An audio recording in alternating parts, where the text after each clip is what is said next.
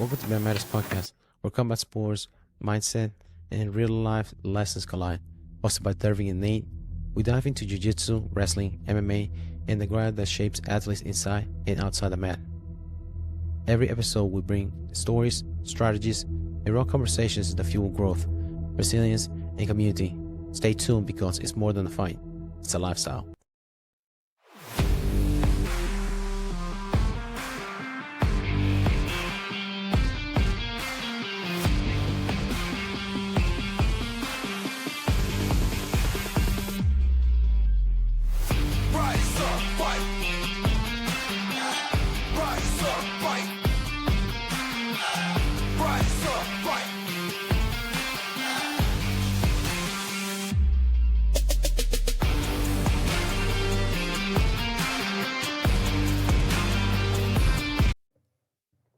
Hello, welcome back to My Matters Podcast with Nate and myself, Dervin. How's it going, man? Going good. How are you? Doing good, man. So, trying to keep up with a lot of things going on this week as far as combat sports. One of the things that happened was UFC 325. There's a couple matches there. For the main card. Tai Tuivasa, he's fighting at home against Teixeira, which is a lower rank. I think Tuivasa was 13, but Teixeira was not ranked. But dude, by the end of the rounds, I think it's between second and third, they were just gassed out. They're just leaning against each other. Yeah. That's rough to watch. Yeah, that gets rough pretty quickly. Yeah, that's too bad. Especially if you're a pro athlete, right? If you think about pro athlete, you're like, oh, they're tuned in when it comes to their conditioning. Yeah. This guy was not the case. Dang. Another one was Molarkey versus Salkill. Salkill, he had I think he got a renegade choke against Molarkey. Okay. Mauricio Ruffi recently left the Fighting Nerds. The team was hot last year. But what? Remember? Yeah, all of them lost last year. Yeah, I guess Mauricio started to branch out. Okay. He went against a tough contender in Rafael Fasif. Rafael Fasif looked like he was putting a curling on him, Mauricio Ruffi, and he just called Rafael Fasif and was able to finish him in the second round with 30 seconds left. Another one, Benoit Saint-Denis, another fighter that's really, really hot now, is him. The only loss that he has was against Moicano, and Dustin Poirier was within the same year.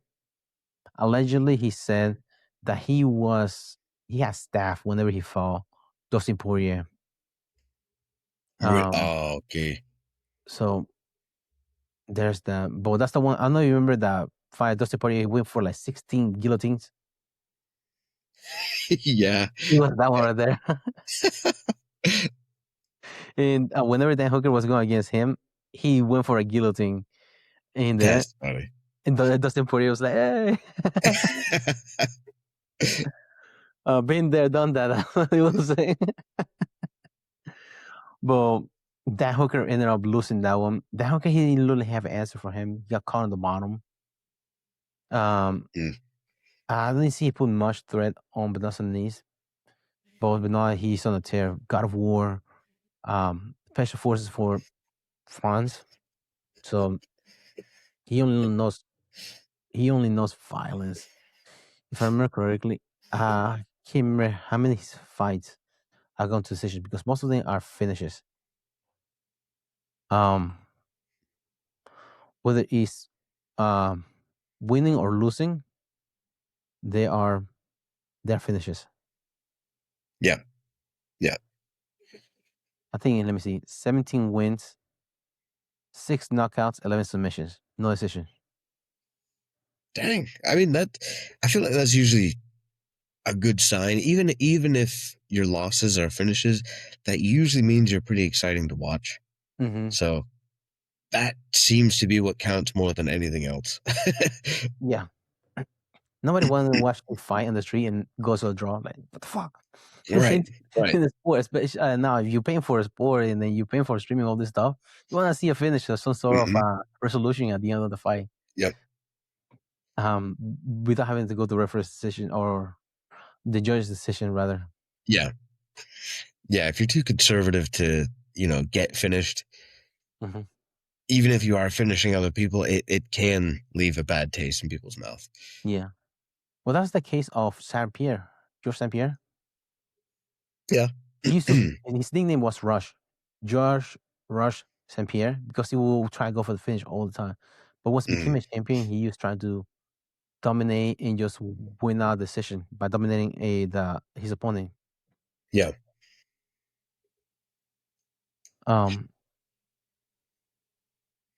The next one was Volkanovski, 37-year-old Alexander Volkanovski versus Diego Lopez.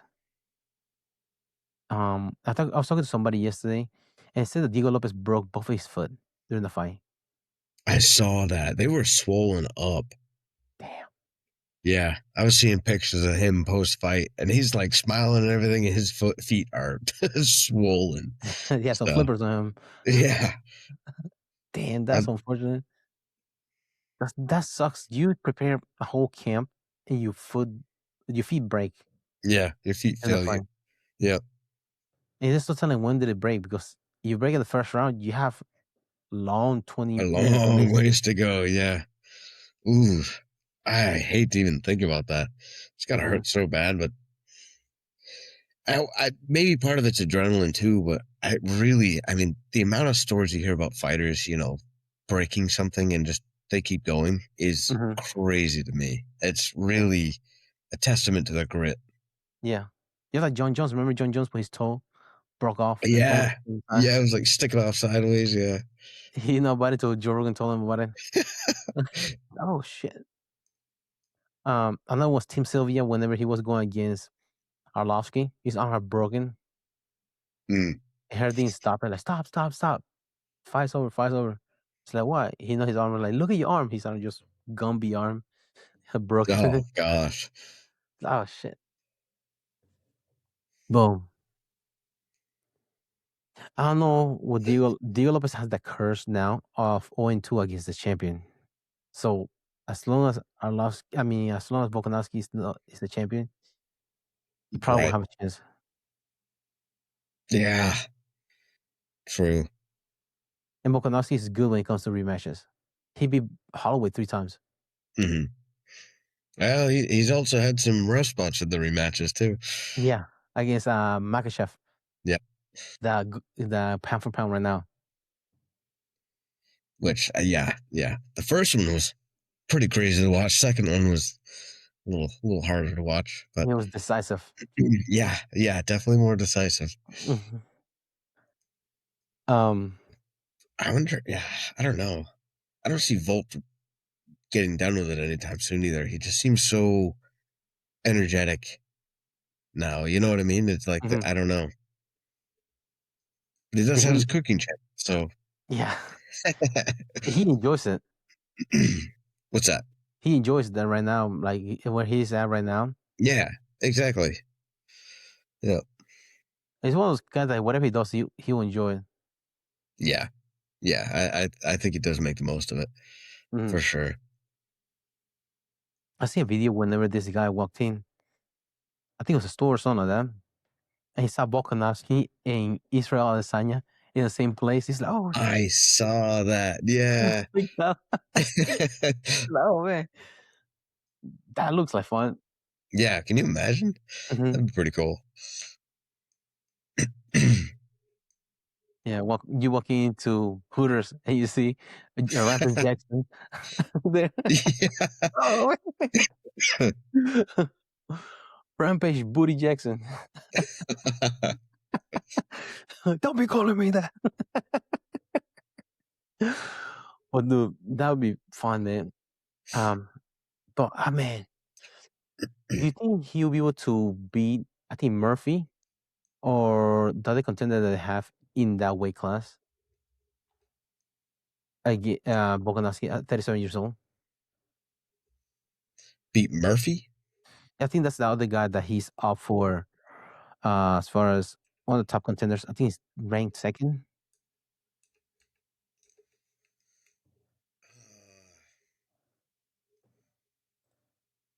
Let me pull I up don't that. know. I mean, Leron Murphy. yeah. I don't see Yair Rodriguez getting in there. F Love. That's the other guy. Yeah, okay. I don't know enough about him, to be honest. 19-0, F Love. Wow. I thought Volkanovski. There you go. He has 32 matches. Compared to F Love has 19. Yeah. I mean, that's the thing. I don't think Volk has slowed any, at least that I notice.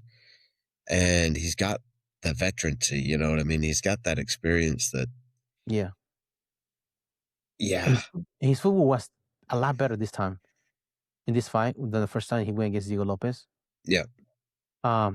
Last time he got clipped, I think once or twice, because on the way out he kept his head up or he went the wrong way. He got Yeah. clipped. That he was so bad that he like, what did he hit me with? He was mad. He didn't see it what he got hit with.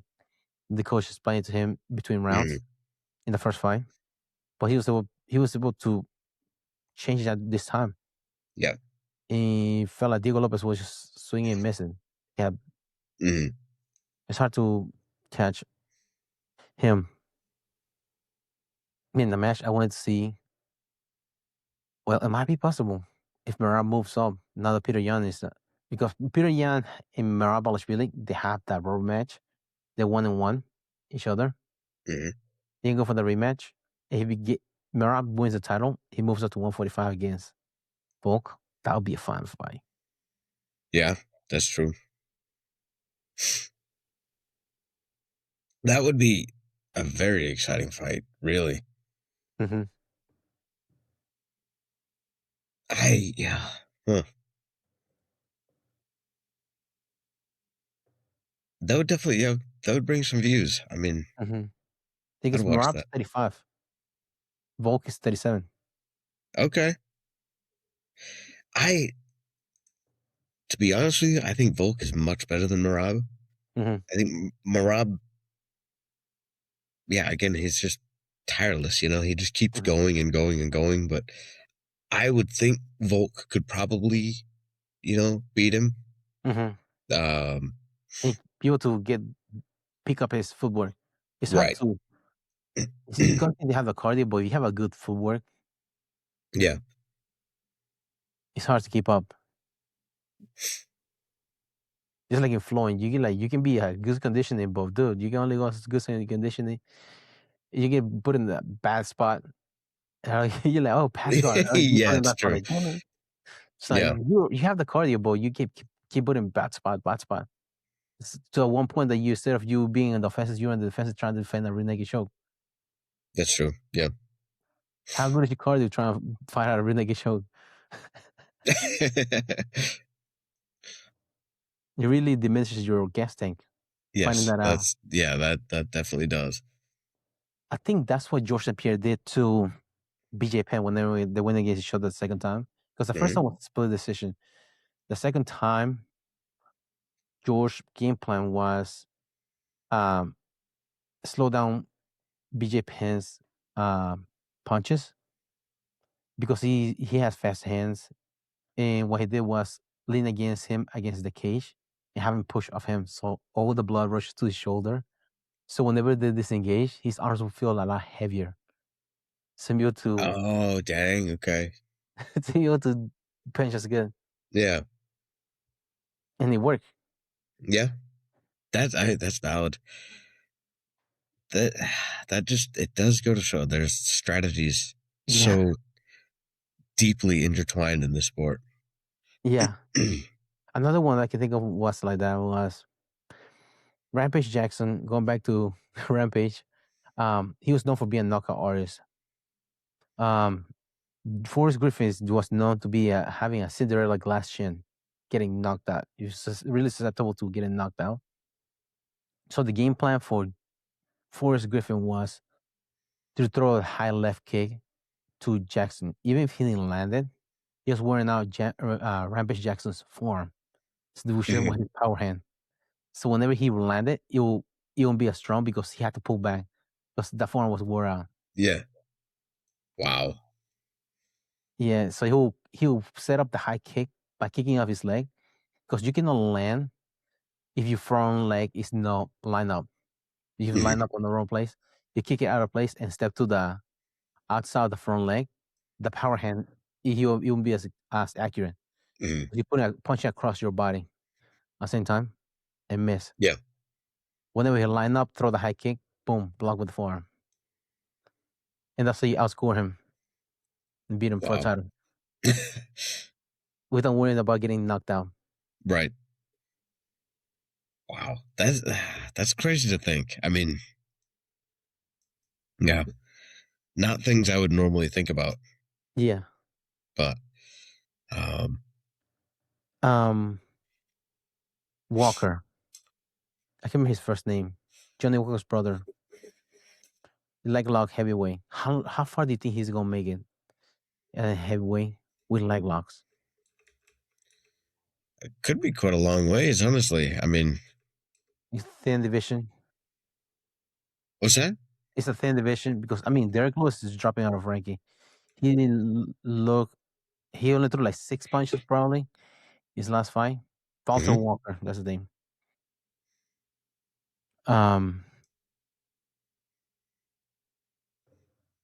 But the clean monster. That's his nickname.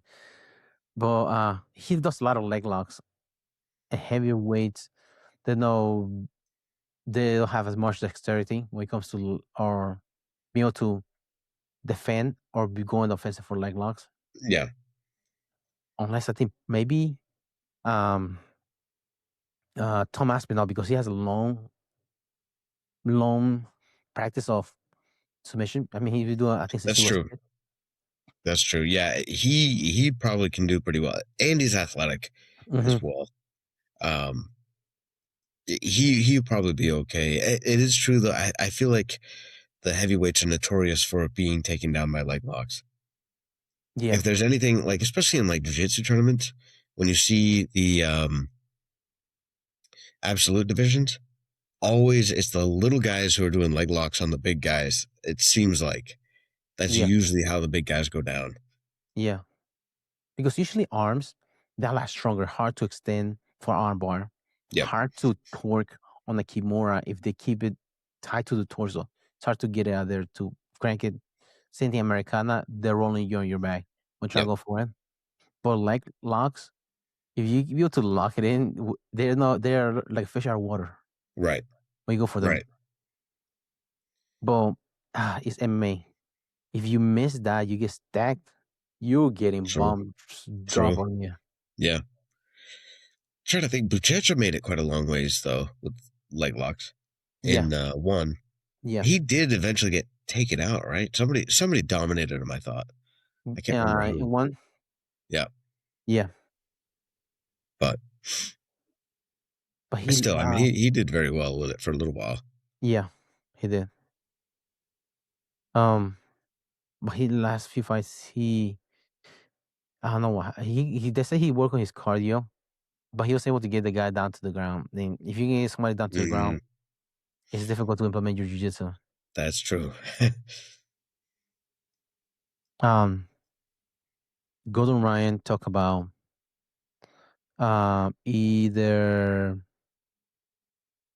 a saddle or the best one or backside 50-50 will be the best ways to use leg locks in MMA because takes away the danger. Like your regular Ashigami, you can get bombs dropped away or outside Senkaku. You don't want to do that because you can just brawl and you get him to guard pass all at the same time. You get him beat up. But if you have a decent saddle, you can set it off of a reverse de la Hiva from there. Or backside 50-50. So you can do the same way, reverse de la Hiva. Mhm. or try to go for an arm bar, loosen, try to go for a knee bar, loosen, backside 50-50, Justin.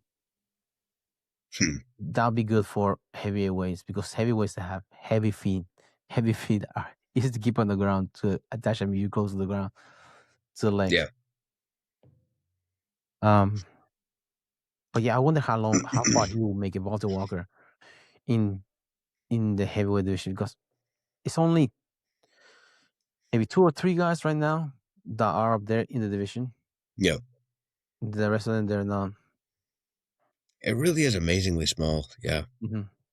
That's what Joe Rogan was hyping up Gable Stevenson going to the UFC. The former Okay. heavyweight gold medalist in the Olympics. Hmm. He's being coached by John Jones now.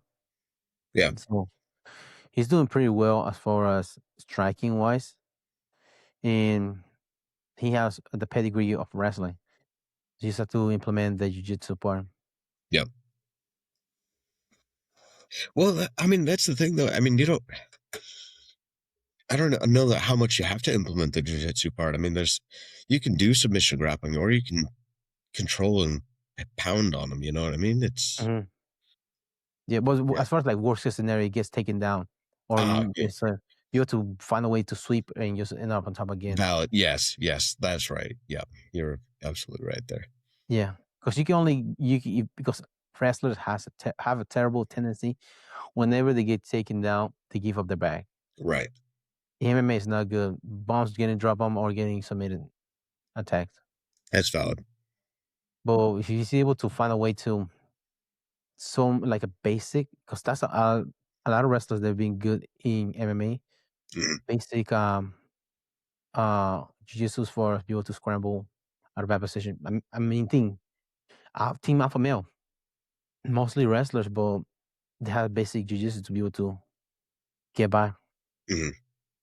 In heavyweights, they don't have that much. The grappling is not as evolved. Right. Even with Teixeira, when he wins this weekend, he's a black belt, but I didn't see him put Tuivasa in danger once he got him to the ground Hmm. or finishes. Yeah. Which you would expect to see a black belt in jiu-jitsu try to he's 9-1, and this is the first time he went to a decision again. It was against Tuivasa, but 8 of those were first round finishes, and 7 of them are knockouts. So doesn't his record doesn't show as a black belt. It wasn't like a striker. Yeah. Yeah. Hmm. He wasn't ranked, but now he's number 11 in the UFC. Okay. Hmm. For I'm not sure. The UFC was the heavyweight division was like that before Brock Lesnar came in too. Because he was Brock Lesnar, they brought him in there. Then you have other guys, Ngannou, a liar, knockout power. You have in between those two, you had Stipe Miocic, which is well Mhm. rounded heavyweight. Right. Hmm. But we should see how it develops. Um, and speaking of the heavyweight division, the video that came out recently about John Jones, a fan was asking him, "Hey, are you willing to go in a match?" Because RAF, remember we talked about Real American Freestyle, the promotion. They like to sign up a lot of MMA guys going to wrestling. So he just exhibition matches. They're like, "Will you go in there wrestle against DC?" And then he just told the fan, like, "No, man. Like, well, think about it. I have a bad arthritis on my hip. I don't think I can do that. And like, you, it's bad as I can. I'm eligible for a hip replacement at the last camp that I went to 5-4. He spent most of the time. He have a hard time laying out on bed because he was a hard time Mm. practicing. Mm. And he's like, "Well, the UFC will pay for it." He said, "Well, I'm trying to use whatever I have left. I have a 3-year-old, so I'm trying to play with his ass whenever. So that's what he's trying to use his time with rather than getting a surgery, all that Yeah. stuff." Wow. Yeah. I mean, definitely something to consider. Yeah. So that's what Dana White did not want to compromise that White House card Right. Yeah. with John Jones. Yeah. Makes a All lot of yeah. sense. Suddenly pull out because of that. Oof. Yeah. But I mean, he gave it all. Like, does he have to come back and compete? He already did everything that he could do on the sport. It's true. Yeah. Does he own anything to do anybody else to come back and compete? Hmm. Just go ahead and ride to the sunset. Yeah. Enjoy family time with Russia. I mean, with your family. uh, but yeah, man. Oh, do you see there was a boxing fight this weekend? I did not. Boxing match. Did you hear about this guy, Jarrell Miller? I He don't was the think one so. that he's what's his nickname? I can't remember his nickname right now. He's a heavyweight that he was competing, and he had a toupee. He was fighting. His toupee came off. Oh, yes. Yeah, I did. I saw that. I How don't. crazy. I don't know. I guess I have no concept of how stuck on those normally are. Why would Uh-huh. you fight in that? He Why? said he believed that barber that told him that he will stay because he put glue in there. He had put like double glue Yeah, in on that thing, and he said he guess how much he paid for that thing? 500. $700. Golly, Yeah, just for it to rip off like that. Oh yeah. gosh. And the funny thing about it was his coach was telling him about like he said his coach never stutters, but when he went to his corner, his coach like blah, blah, blah, blah, blah, blah, and then he was like looking up and looking down. He's like, he felt like when you walk into a store, you feel like AC draft. Yeah. This is he felt whenever he was in the fight, and then he looked Oh at the my gosh. jumbotron, and she was. Oh, embarrassing is that? Oh shit! That's crazy. He knew he was cooked, Yeah. and the crazy thing about it, he posted. I think he or his barber posted a picture of his haircut the day before. How embarrassing is that? Oh, that's craziness. Talk about smoky mirrors. Yeah. He's But sweating profusely in a very heavily contact sport. Like, yeah, glue's not going to stick to your skin. oh no, That's crazy. yeah, those pores is going to show up. Really, the glue just come off. Right. So he said he used to take it off, like pull it and just throw it through the crowd. Huh? He took it off in the middle of the fight and threw it into the crowd. That's funny. So shit. And the thing about it was this coach telling me, "Oh wow, am I getting my ass beat? Hey, I already lost my hair." Like, he said he wasn't gonna go out like that. He had to get a win somehow, and he won. But He better win. Yeah. Otherwise, the humiliation. oh yeah, that would be nuts. And the thing about it that he has that his hair. He said that that's his real hair. Whenever let me share my screen. Because we took the toupee off. I guess that was his hairline for a toupee. But I said that's his real hair. He shaved off the No, top and really? just threw the toupee down. Yeah. So he has to keep his shit like that. Dang. Man, there's a funny saying that God only made a limited amount of perfect heads, and for the rest of people, he gave him hair. This is his case right here. Yeah. Just the top. But yeah, dude, that has to be embarrassing. The only worst thing I can think of is just dentures falling off during the fight. Dude, yeah, that would be brutal. I'm pretty sure the referee would be mad. It's like, dude, what do you make me shake for mouth guard? You have no teeth. Yeah. Yeah. You're wasting my time. I wonder people that have no teeth, are they more susceptible to getting knocked down? or they already I have don't know. cushion. They already have cushion in the It mouth. might be, yeah. It might give you all the cushion you need. All gums. I wonder. I just wonder that now. People without teeth less likely to, because usually you still get rock and stuff. Right. And especially with mouth guard, so it less vibration in your brain when you get hit. Yeah. But I don't know. Got a mouth guard on your gums. Yeah. Where's Bill now when you need him? That's the tough questions. Yeah. Um, Another event that happened this weekend was Polaris 35, in which they had a team event. Was Polaris versus Team Who's Number One, which is kind of like a cross promotional event, because usually Who's Number One has their own events and Polaris have their own event. And both of them were under the flow grappling umbrella. That made it interesting and fun. The only thing that wasn't fun was 2 hours of rolling. Yeah. That gets a little bit too much. Yeah. And they only get one timeout. I think it was, I want to say it's 1 minute break. That's a timeout. Mhm.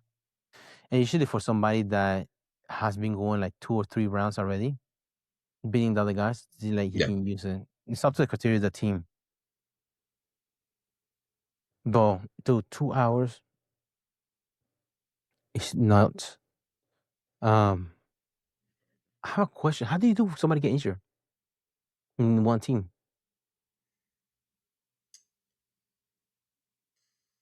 I mean, Because you're a man down. right. And you have an hour left. You probably have to just finish it. Yeah. Oh, yeah, that's brutal. That would be a huge disadvantage.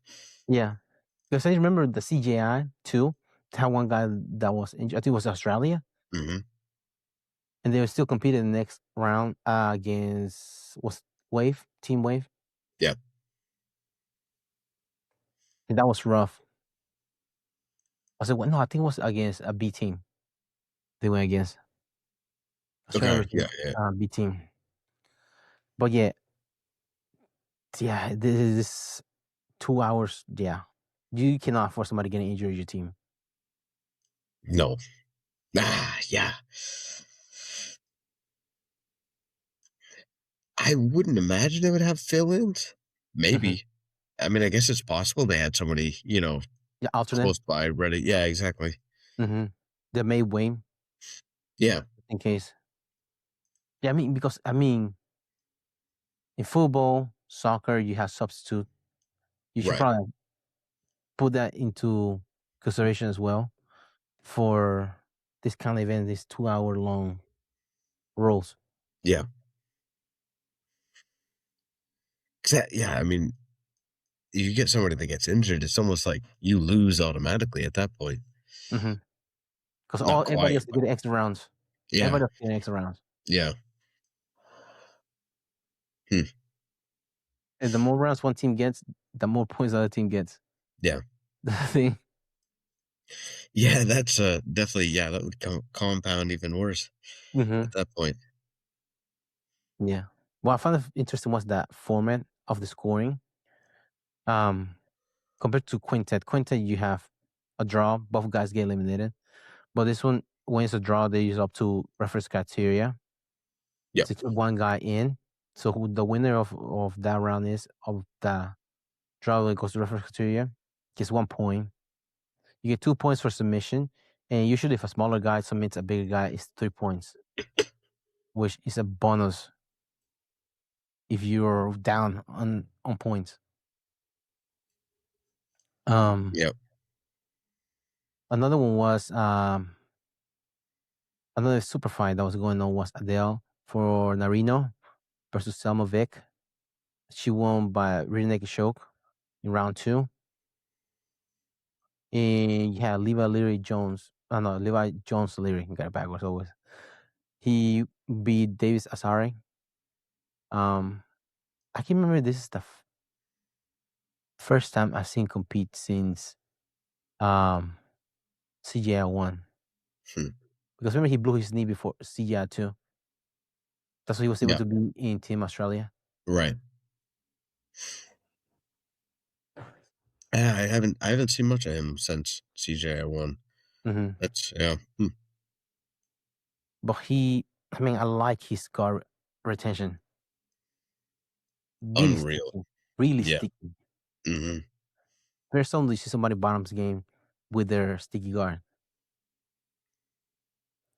What was that? You very seldom you see somebody's bottom that has a sticky guard. Right. I mean, Yep. sticky enough that blew 2 Rotello brothers' knees. Yeah. Yeah. That's how sticky this guard is.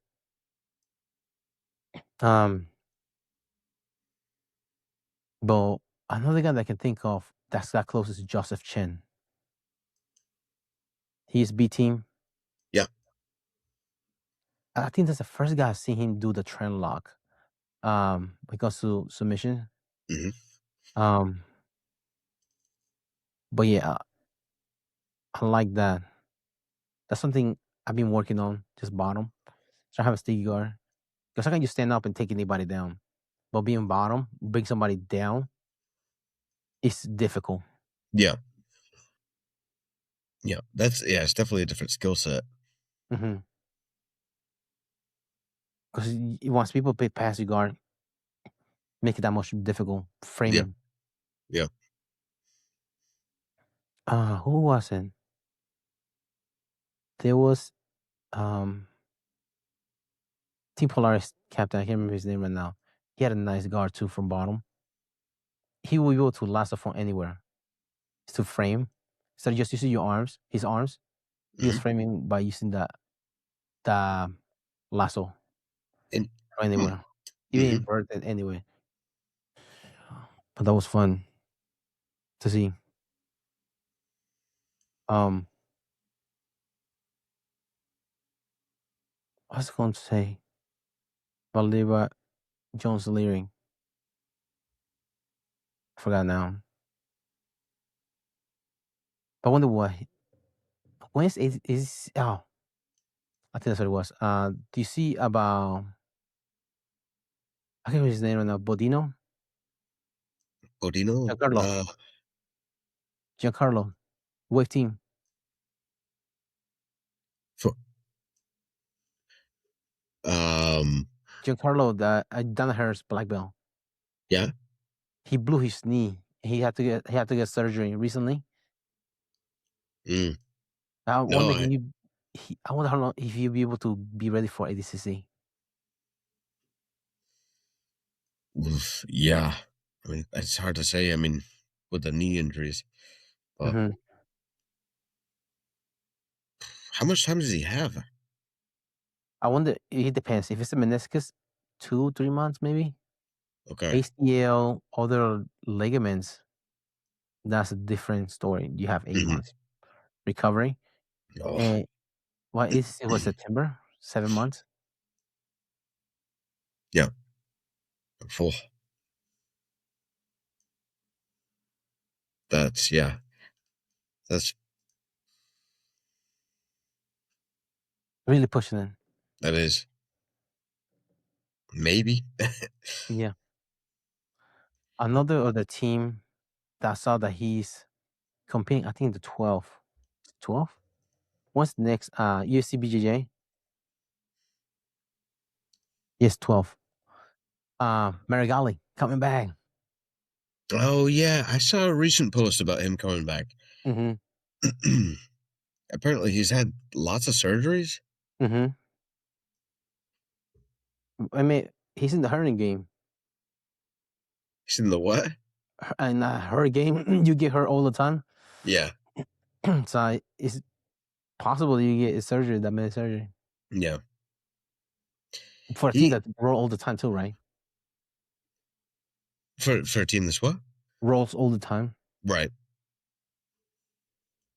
Yeah, I mean that was interesting because I hadn't heard much about him for a while, and yeah, now he's competing. Yeah. That's exciting.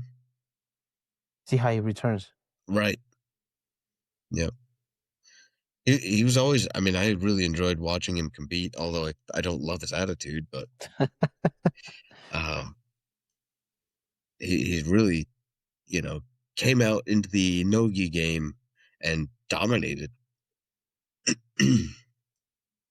Yeah. So it's But been Lou Griffith and Giancarlo that were holding the team mhm, since then because they were the most active. right. But I mean, Giancarlo's out now. Hopefully, he doesn't have the injury bug like Marigali for Yeah. Yeah. surgery. Because Giancarlo seems like one of those guys that is not as talented, but he is really skilled as far as a lot of position. He knows every position and what to do from there. Mhm, And submissions how to get there. It might not be his forte, but he's able to always know how to defend it. One of those right. guys. Right. Because even Luke Griffith said he was having a hard time in camps against Giancarlo. Interesting. Yeah. And Giancarlo's not that big. Right. Huh.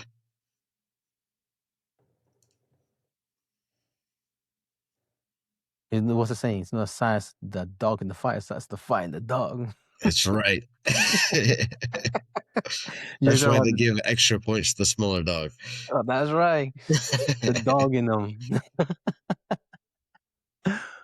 Oh yeah, dude. It's sad that he has to do the sideline. Yes. Yes. And now speaking of injury, you see Rakhmov. I can't remember his name again. They took him off the ranking, 170. He was the interim champion. The guy that is from Kazakhstan.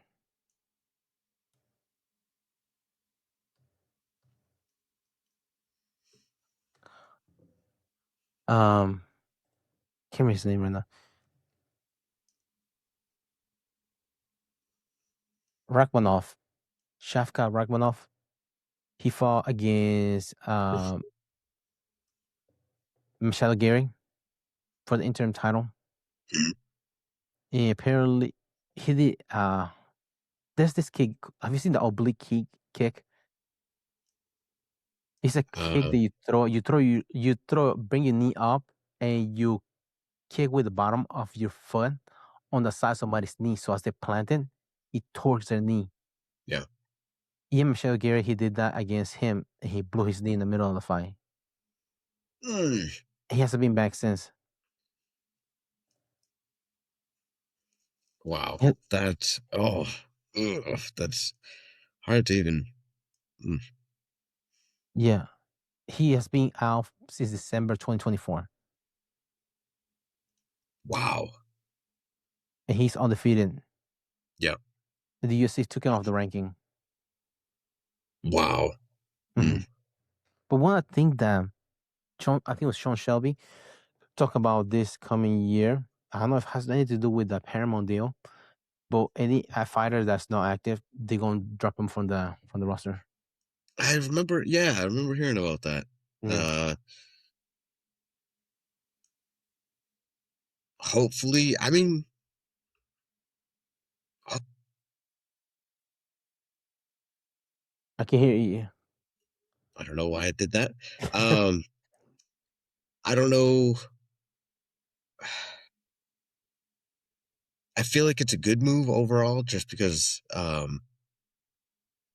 you get certain fighters who get into high positions and then don't compete. I don't know if this is focused towards that or if it's, just culling the herd in general, but um, I think it could be a good thing, Yeah, hopefully. yeah, yeah. I agree with you because also you have fighters that turn down fights. How many fighters? I think. True. Um, yeah, you give it like, do you want this guy? Like, no, I don't want this guy. And then how long can you go into negotiation with somebody that's not willing to work? If you don't want to fight, be not getting paid. You having the roster just to be here, be another guy. If you want to be part of the UFC brand and not fight, we have a janitor position here. You can work in the PI. Yeah. Yeah. There's no problem. We can fix that for you, but you don't be in the roster. Just only Yeah, aspire for rank guy number 5 and no one to find anybody else. yeah. I mean, yeah, that's the thing. I mean, really, you're right. If somebody's turning down fight after fight after fight, yeah, there's no point in keeping them around. Mm-hmm. But And well, fighting, I mean, fighters are letting go because due to injury. I don't think it's legal because I mean, even whenever you have a job, a business, somebody's on the injury or they're on their workers' comp, I don't think you can that's fire true. them. You can put it on No, light duty and things no, like that. yeah, yeah. I don't know if the UFC is the same way because I think Dana White calls fighters they're not really employees; they're more like contractors because Okay. they don't directly pay for their camps or their coaches. Mhm, So to a certain extent, keeps the sport clean because it doesn't like a coach gets paid more on this than that, and they're able to sway fight one way because the organization is paying their coaches. mhm. So it's up to the fighters to decide who they fight, the camp, the strength condition. The only thing they help with is the nutritionist part, which makes sense just to make sure fighters make weight. Right, right. But and um, but it would be messed up if they let him go because of injury. That would, that would. I I don't know. Yeah, that's a good point. Um, I guess, yeah. I mean, does it depend on the extent of the injury? Because at a certain Mhm. point, if it's not something he's coming back from, they have to let him go. Mhm. Um, They probably remove him because he hasn't been competing in the rank. right. So probably they just move. I mean, Kai Kara France, they removed from ranking, but I don't know if he got let go from the UFC, or not. But it's Yeah. another guy that they removed from rankings recently. Hmm. It's a 125-pound fighter. Yeah. Moving him from rankings makes a bit more sense to me. Hmm. Yeah, because you can't have him holding up the line there. Hmm. Uh, Once they come back, sure, give them a chance, because if they were a ranked contender and the only reason they moved off is from injury, I could see him moving up pretty quick. But Yeah. yeah, clearing that out for, up and coming, not injured people, I think is a great idea. Yeah. It seems like transparent too, because what are the chances the person that was ranked at number one will come back as number one rank after being a layoff for that long? True. Yeah, Because you don't want to have a number one rank and then go in there to get crushed by somebody one rank. that's valid. Yeah. Yeah, You sort of know, what is bound to fail. That would yeah. not be. Yeah, Yeah. it wasn't. It won't look good for the UFC ranking system. Right. Right. Absolutely. Um, there have been a couple of fights that have been scratched recently for events. This past week, one of them, I saw another freaking funny story about the guy. I've never seen the guy making weight. That he's trying to make weight and they put the current. And he put his arm on the current. He's supposed to fight 125. He waiting at 122. And they were like, that's weird. So they took it off, and then having weight on the scale, he was 129. He's like, what a fucking moron. Oh my God.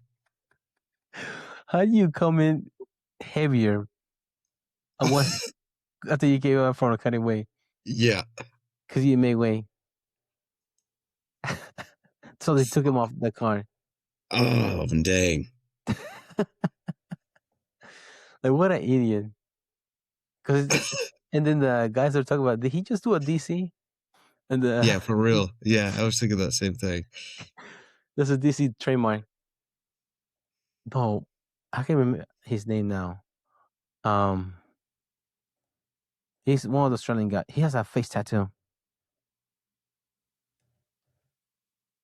People were saying RIP to the guy that was in Apocalypto because he looked like one of the guys from Apocalypto, the movie. He was in the prelims.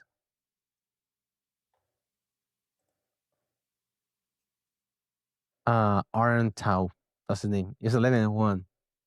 That's embarrassing. Get his crash on 5 because he's being an idiot. Yeah. I mean, at that point, if you do you think is the event itself, the organization, also the commission? Because the commissions, they're the ones that regulate the weight. Hmm. I don't know. You mean who's like kicking him out? Yeah, like who makes the final decision as far as crashing the fight? Because you see, they'll compromise sometimes. Somebody doesn't make weight. If their Mhm, opponent is able to agree to fight and take a percentage of his purse, they mhm. do it. But scratching the match altogether because they're making weight. That's a good question. I don't know. I and maybe it depends on the commission as well. I mean, Hmm. like New York being very strict, um, maybe they wouldn't allow it, Hmm. but I don't know. Yeah, that's a good question. Yeah, but totally, he's pissed off the organization. Like, no, send him home. Yeah, Send yeah, him- Being doing stuff like that. Don't let it happen. Another one was UFC 324. Was a fight that was crashed. Was between Michael Johnson and Hernandez. Did you see that fight? Is this within hours of the event? It was against Alexander Hernandez. yeah, This crashed that fight. It was the same instance as the guy. Remember they had betting conflict. yeah. Remember that Right. they said they had the same thing going on. I don't know if we talked about it last time. Yeah, no, I don't think we did. I read about that though. Yeah, they. What was it? Did Dana get a tip? Yeah, And yeah, because they have like a commission or like a governing or overlook body that kind of like they do. I can't remember now. It's Poly something. okay, They're sponsors for the UFC. They do like over unders as far as what they're the odds who's gonna win. And this, I think Alexander was a favorite, but there's a huge chunk of money being put on Michael Johnson before the yeah, fight. So they tip him off like, what's going on? Something's going on for them to tip the odds on them. yeah, So they like just crash it all together yeah. because they're under investigation by the FBI already. Right. That's crazy. I really don't get it. Why would you do something like that now? I would think anybody who's trying to do that would be laying low, Hmm. but I guess, I mean, the money's got to be a temptation for sure. Yeah, I'm not sure if he's gonna get fired because the last one he got fired. Remember that fighter? Right. That's the thing. He did. So I'm not sure if this guy Hernandez. I remember he beat Chase Hooper back in August of last year. Hmm. Um, but I'm not sure what's gonna happen with him. Alexander Hernandez, the American serial killer. Apparently just killed his career because he was for sure win. The reason why that he was a heavy favorite because Michael Johnson is about to be 40 years old at Oh, 155. yeah. Huh. So pushes it. I mean, it looks like the UFC is cracking down on that. It does. Yeah, it really looks like they're trying to get that taken care Mhm. of. Yeah, Which, I mean, you have to. Otherwise, you become really, the whole promotion becomes a joke. It's just, hmm, not believable anymore. yeah. And yeah, a lot of other things going on. Mhm, Um, as far as illegal like mobs in organizations like that, you don't want those to be involved mhm, in the business, mhm. um, in the fighting game especially. And you don't want to water down either um like boxing issues that they're having. Right. Charles being sway. Saw the a fighter that was released by the UFC was, I don't remember, Paxi Mitch. He only had a couple of matches. He was really dominant in like Bellator. Um, he won a lot of finishes. He had a lot of. He looked like a really promising fighter, Mhm. and he only had two fights in the UFC against Mario Bautista, unanimous decision, and he had a split decision against Jacob Wicklex. In the UFC, they released him in January, which is crazy. That is. I want to say he's Tatiana Suarez's boyfriend, if I'm not mistaken. Okay. He's engaged to her because she's a really good fighter. I think he's fought for the title recently against Sam Lee. She lost the decision, Okay. Yeah. but that's the only loss that she has her whole career. Yeah. She's 11-1. But it's one of those fighters that had a um injury bug. She gets injured a lot Yep. Yep. because before the Sam Lee fight, she was out for almost 2 years. Oh, yeah. That's hard to come back from in the first place, but yeah, Mhm. that's mm, And then she had another stretch between 2019 and 2023. She was out because of injury. whoa. So she's yeah, those are long stretches. Yeah. Also, she comes from the wrestling background. Yeah. I think if I can remember correctly, she had a lot of stop signs on the back of her wall. That means like winning US Opens and big tournaments here in the United States for freestyle wrestling. Okay. Um, so she won World Cup. No, she did silver in World Cup. She bronze in Tokyo and Moscow in World Championship. In 2007, 2008, she placed there silver and bronze in the Junior Championship as a wrestler. Hmm. So she's not be high level athlete, but Hmm. injuries. Her own body is her own worst enemy.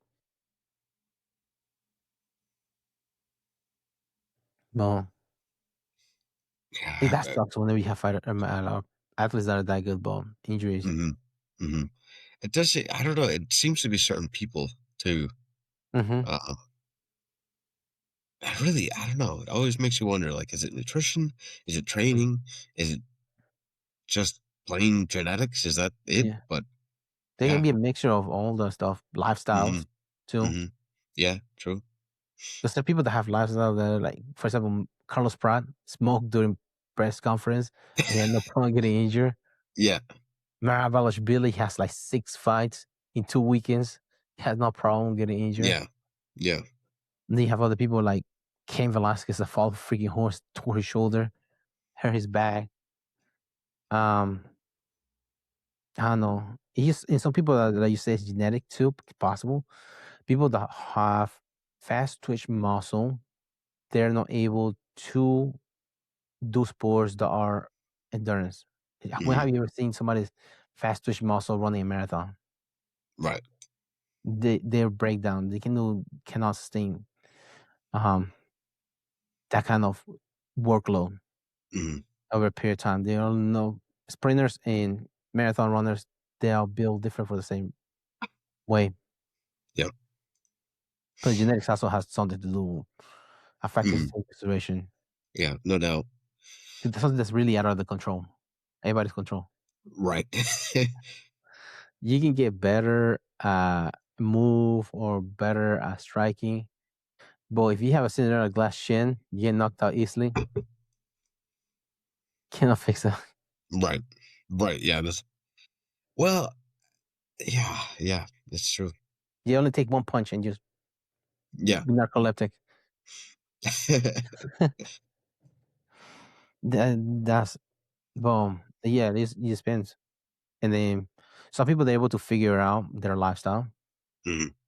be able to fix their sleep or because sleeping, partying, and stuff like that that's not good. Some of them, more famous they get, the more partying they do and things like Hmm. that. They see the point diminishing return rewards, and they're not worth it. Right.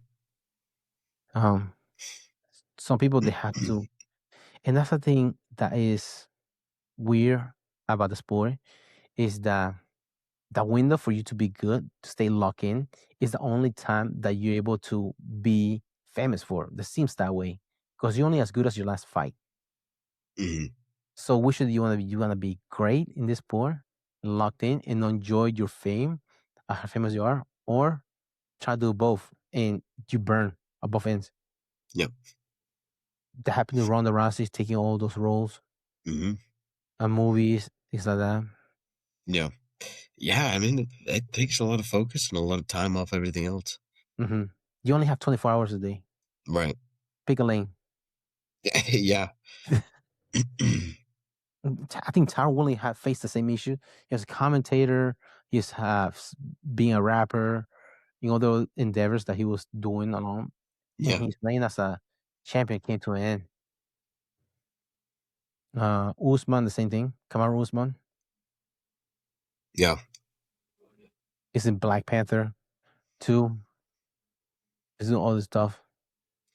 Yeah. I mean, a lot of acting really, but that has to take a lot of time off your hands. Hmm. But Because you're in a different location than your regular gym. right.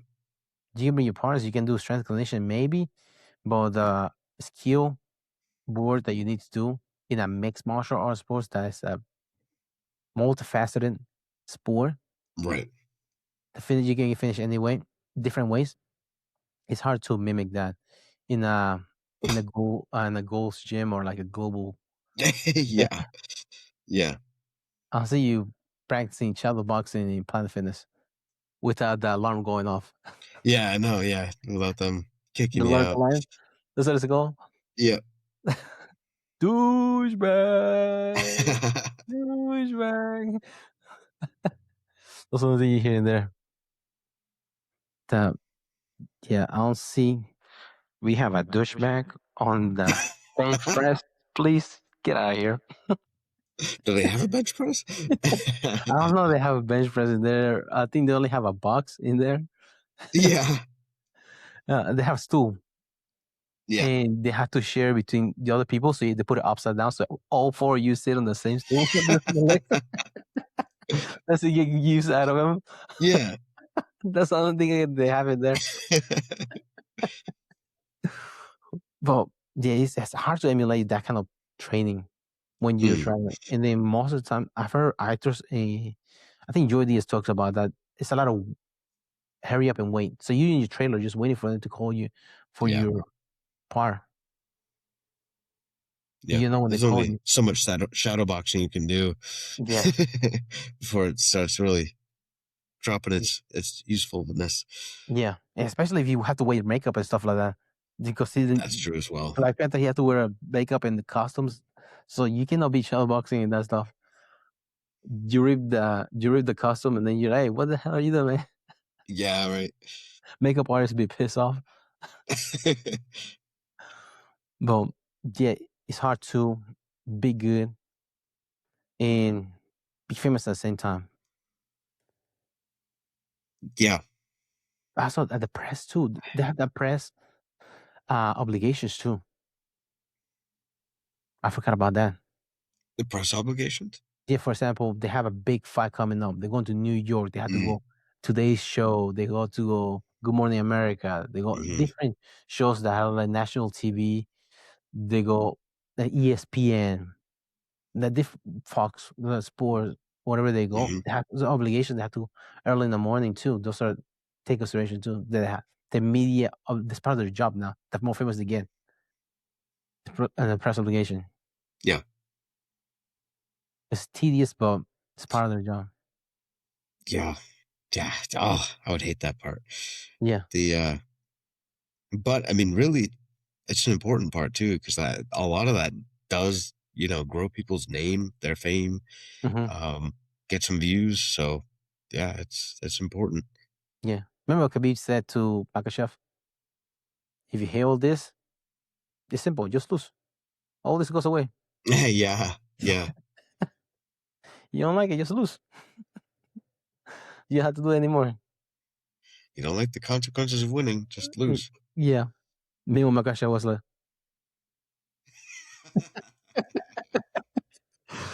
I can't remember which promotion they were in recently that they were introducing the welterweight champion of the UFC, and the cameraman was pointing. I saw that shit. I saw that. That's crazy.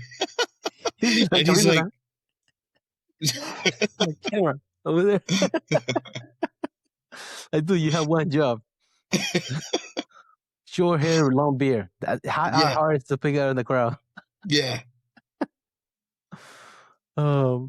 That's man. The number one pound for pound UFC fighter and welterweight champion of the world. You can't pick him out. he could be was shaking his head like, what the hell, man? That's so funny. Yeah. Well, I don't have anything else for tonight. Anything else? No, good here. Okay. And you want to close it out? Yeah.